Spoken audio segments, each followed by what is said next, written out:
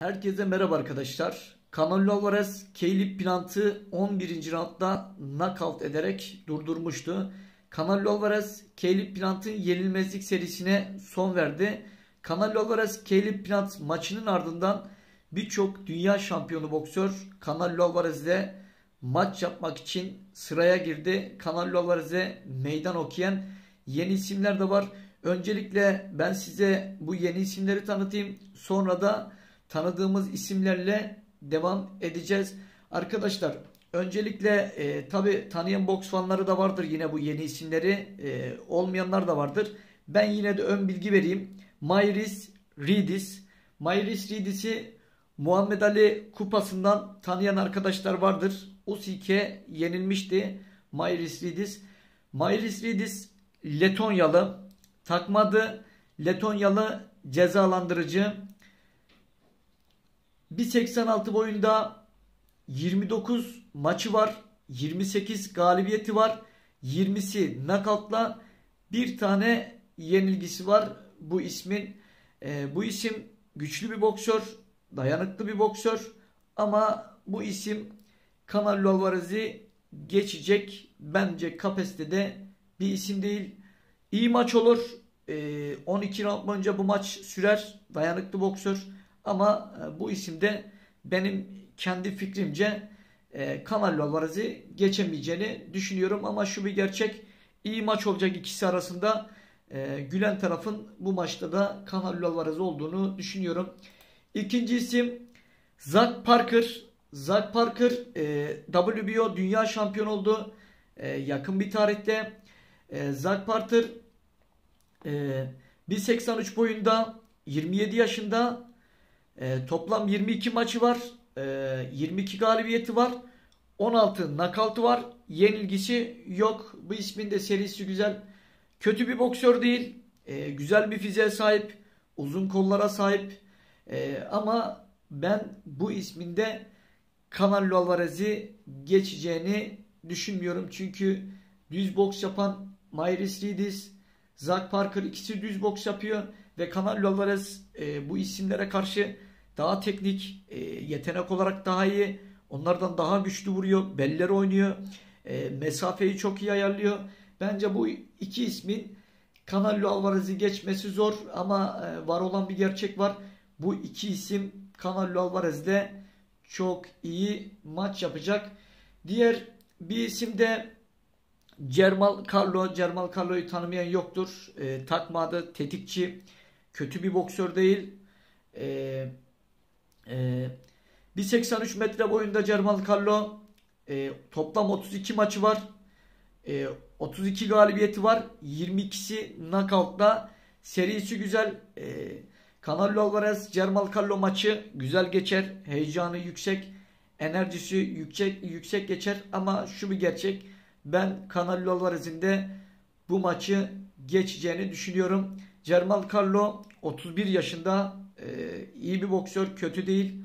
Ama Canelo Alvarez'in karşısında bu ismin de çok fazla şansı olmadığını düşünüyorum. Tabi Mairis Ridis, Zack Parker, Jermall Charlo bu isimler için de şunu diyemem. Yani %99, %100 Canelo Alvarez alır diyemem. Çünkü boksta her zaman şans vardır. Ama ben kendi boks bilgime dayalı boksörleri izlediğimde ben bu isminde Canelo Alvarez'i geçmesinin zor olduğunu düşünüyorum. Tabi diğer bir isim, herkesin tanıdığı bildiği isim, Canelo Alvarez'de en çok maç yapmak isteyen isimlerden bir tanesi. Her maç sonrası Canelo Alvarez'i sayıklaması, Canelo Alvarez'le maç yapmak istediğini söylemesi, bu ismin de Canelo Alvarez maçına yakın isimlerden bir tanesi. David Benavidez, takma adı El Bandera Roja, Kızıl Bayrak. David Benavidez 1.85 boyunda, 24 yaşında, 24 maçı var, 24 galibiyeti var, 21 knockout'u var. Serisi güzel, kötü bir boksör değil, savaşçı boksör. Bazen iyi defans yapan, uzun kollara sahip, Kapandığı zaman üstü altı çok iyi kapatıyor. Bazen çok yumruklar atan isimler. Ama şu bir gerçek. David Benavidez'in bu zamana kadar yaptığı maçlara genel olarak baktığımızda David Benavidez'i çok fazla zorlayacak isimlerle karşılaşmadı. Canelo Alvarez düzeyinde üst seviye bir boksörler bu zamana kadar Benavidez karşılaşmadı. Ben Benavidez'in Canelo Alvarez karşısında her zaman boksta şans vardır ama ben bu maçı da Canelo Alvarez'in alacağını düşünüyorum. Canelo Alvarez galibiyetine en yakın isim kim? En yakın iki isim. Yani birisi bu Canelo Alvarez'i geride bırakacak ama bu iki isim kim? Doğrusunu söylemek gerekirse boks fanlarının ve boks takipçilerin en çok geride bırakacağı iki isim olarak Gennady Golovkin, Artur Beterbiev var. Gennady Golovkin'e en son geçeceğim. Artur Beterbiev anlatayım önce. Artur Beterbiev Çeçen asıllı bir boksör. Güçlü bir boksör. 1.83 boyunda. 36 yaşında. 16 maçı var. 16 galibiyeti var. 16 knockout'u var. Artur Beterbiev %100 knockout oranına sahip güçlü, dayanıklı ve tehlikeli bir boksör Artur Beterbiev. Canelo Alvarez'in en çok istediği isimlerin başında gelen isim Artur Beterbiev. Güçlü bir fiziğe sahip, güçlü vurabilen bir isim. Artur Beterbiev Canelo Alvarez maçı nasıl geçer? Artur Beterbiev Canelo Alvarez'i geride bırakabilir mi? Ben doğrusunu söylemek gerekirse Artur Beterbiev'i yakından tanıyan bir ismim. Artur Beterbiev'in canlı bir şekilde amatörde maçını izledim. Artur Beterbiev amatördeyken çok yetenekli, çok iyi bir fiziğe sahip ve teknik, güçlü yumruklar vuran, mesafeyi çok iyi ayarlayabilen bir isimdi. Prof'a geçtikten sonra tabi serisine devam etti. Başarı grafiği sürdü. Artur Beterbiev doğrusunu söylemek gerekirse kötü bir boksör değil. Artur Beterbiev iyi bir boksör ama son zamanlara da ben Artur Beterbiev'e baktığımda Artur Beterbiev fizik olarak biraz da esnekliğini kaybetmiş. Daha çok güce, dayanıklılığa yönelik çalışma yapan ve knockout etmeye giden bir boksör Artur Beterbiev. Artur Beterbiev Canelo maçında bence Canelo'nun Artur Beterbiev'i de geçeceğine inanıyorum. Ama şu bir gerçek. Canelo Alvarez galibiyetine en yakın isimlerden bir tanesi de Artur Beterbiev ve Gennady Golovkin'dir. Bunu açık açık söyleyeyim. Bu maç sert geçecek. Artur Beterbiev Canelo Alvarez maçı sert geçecek. İki boksör de birbirini kıracak. Canelo Alvarez'in belki de zorlanacağı maçlardan bir tanesi de Artur Beterbiev maçı olacak. Bu maçta şunu söylemeyeyim. %90, %80 Canelo Alvarez demeyeyim. Bu maçta bir tık da Canelo Alvarez'in galip geleceğini söyleyebilirim. Ama yine de Artur Beterbiev Canelo maçı ne olacağı belli olmaz. Sadece şu bir gerçek. Canelo Alvarez refleksleri çok güçlü. Bellerini oynatıyor. Ayakları oynuyor. Yumruklardan kaçışları çok güzel. Ama Artur Beterbiev'in güçlü gard alıyor. Gardı çok güçlü.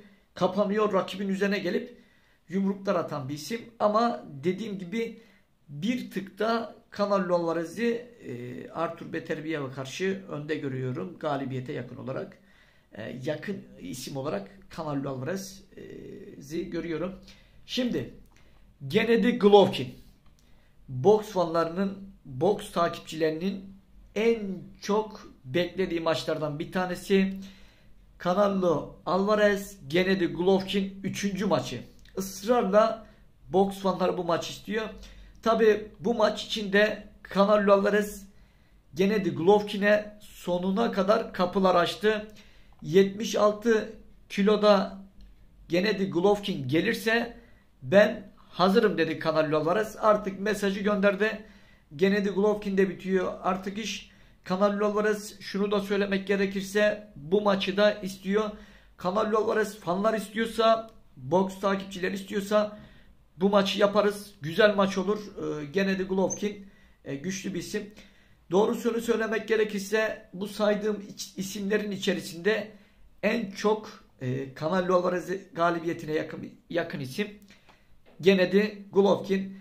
Gennady Golovkin Kazakistanlı. Gennady Golovkin 43 maçı var.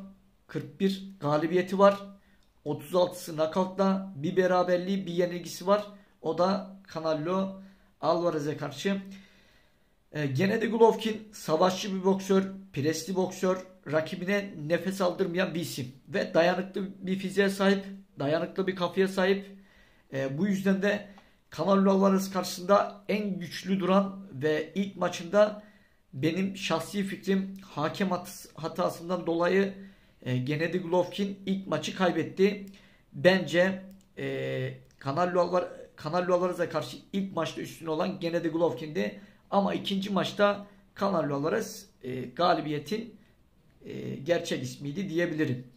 Şimdi size benim sorum, bu saydığım isimler içerisinde sizin Canelo Alvarez'i geçebilecek isim sizde hangisi?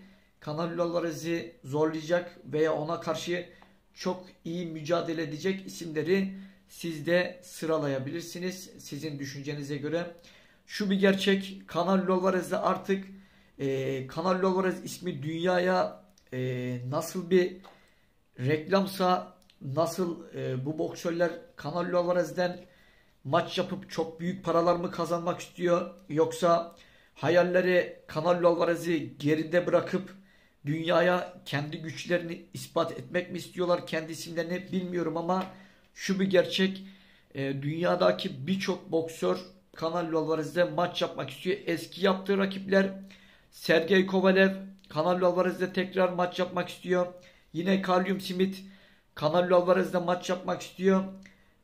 Ve birçok boksör aklıma gelmeyen, ama şu bir gerçek, Canelo Alvarez birkaç ismi de reddediyor. Özellikle de UFC'den, MMA'den gelen isimleri reddediyor. Canelo Alvarez bundan sonra dediğim gibi Gennady Golovkin, Artur Beterbiev maçına çok yakınız.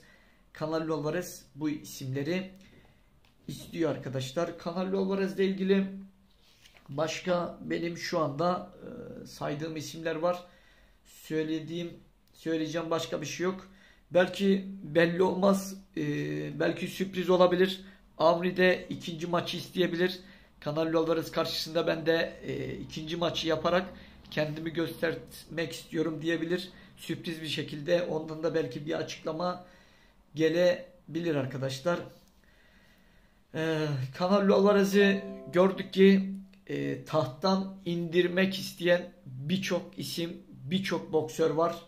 Bakalım Canelo Alvarez'in kim serisini bozacak demeyelim. Floyd Mayweather bozacak ama bundan sonraki serisini bozacak iki isim kim olacak? Gennady Golovkin mi? Artur Beterbiev mi? Ve diğer saydığım boksörler mi? Hep birlikte izleyip göreceğiz. Ben de merak etmiyor değilim. Şimdilik zamanını ayırıp beni dinleyen herkese çok teşekkür ederim arkadaşlar. Bu tarz videoların gelmesini istiyorsanız, kanalın daha çok büyümesini istiyorsanız, daha çok kişiye ulaşmamızı istiyorsanız ücretsiz bir şekilde kanala abone olup bildirimleri de tümünü işaretlemeyi unutmayın. Videolardan ilk siz haberdar olun arkadaşlar. Tekrar görüşürüz. Hoşça kalın. Kendinize çok iyi bakın.